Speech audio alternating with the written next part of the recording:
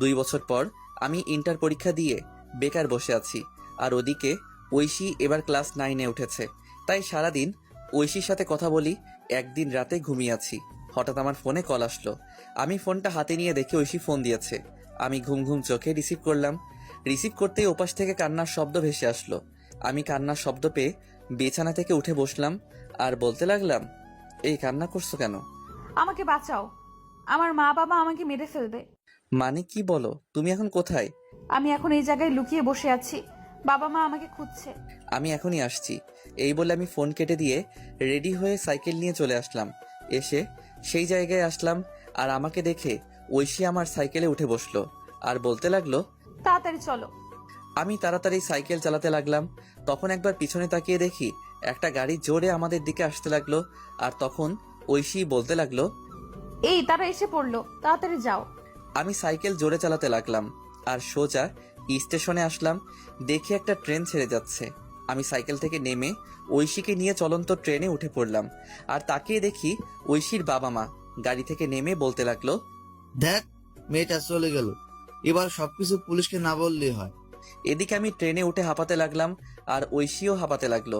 আমি ট্রেনের ভিতরে গেলাম আর একটা ফাঁকা জায়গা দেখে ঐশীকে নিয়ে বসে পড়লাম। অনেকক্ষণ চুপ থাকার পর আমি বললাম, কি হয়েছে আমাকে সব বলো। শুরু তাহলে। বাবা মা রাতের বেলায় আলোচনা করছিল, আমি তোমার সাথে কথা বলে পানি খাওয়ার জন্য টেবিলে আসলাম। তারপর পানি খেয়ে যখন বাবা মায়ের রুমের সামনে দিয়ে যাচ্ছিলাম, তখন কিছু কথা কানে আসে। কথাগুলো এমন ছিল, ওরা নাকি আমার কাকা কাকি। আমার যখন 1 বছর ছিল তখন নাকি আমার বাবা মা মারা যায় অ্যাক্সিডেন্টে। আর আমার বাবার সব সম্পত্তি আমার নামে হওয়ায় আমার কাকা কাকি আমাকে লালন পালন করছে।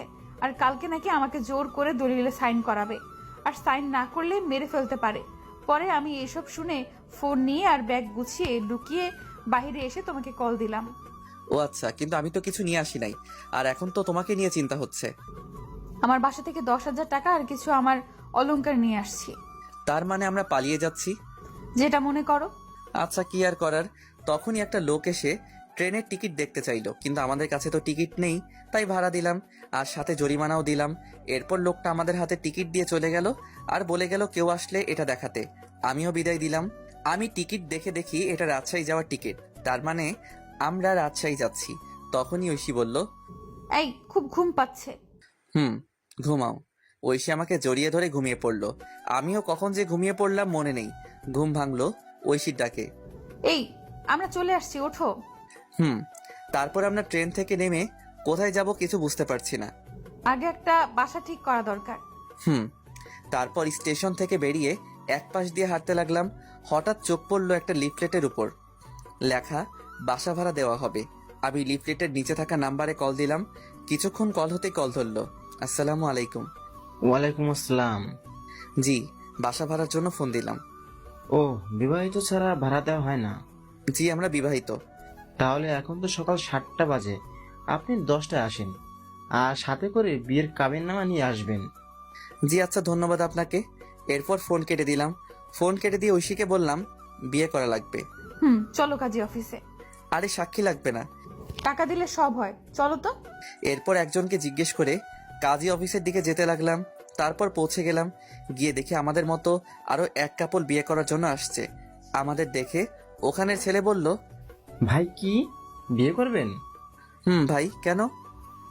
আপনি আমার বিয়ের সাক্ষী হয়ে যান আর আমি আপনারটা। আচ্ছা। কাজীকে বুঝতে দেবেন না আমাদের মধ্যে পরিচয় নেই, না হলে বেশি টাকা চাইবে। ওকে। এরপর আমরা ভিতরে গেলাম। ভিতরে গিয়ে একে একে বিয়েটা সেরে ফেললাম। বিয়ে শেষ করে প্রমাণস্বরূপ ফোনে পিক তুলে নিলাম। তারপর বিদায় দিয়ে আমরা আমাদের মতো চলে আসলাম। আর তখন ঐশী বলল, এই খুব খিদে পেয়েছে। আমারও খুব খিদে পেয়েছে, চলো। আমরা একটা রেস্টুরেন্টে আসলাম আর সকালে নাস্তা করে সেই লোকের দেওয়া ঠিকানায় চলে আসলাম। আর এসে লোকটাকে আবার কল দিলাম, আঙ্কেল আমি আপনার বাসার সামনে দাঁড়িয়ে আছি,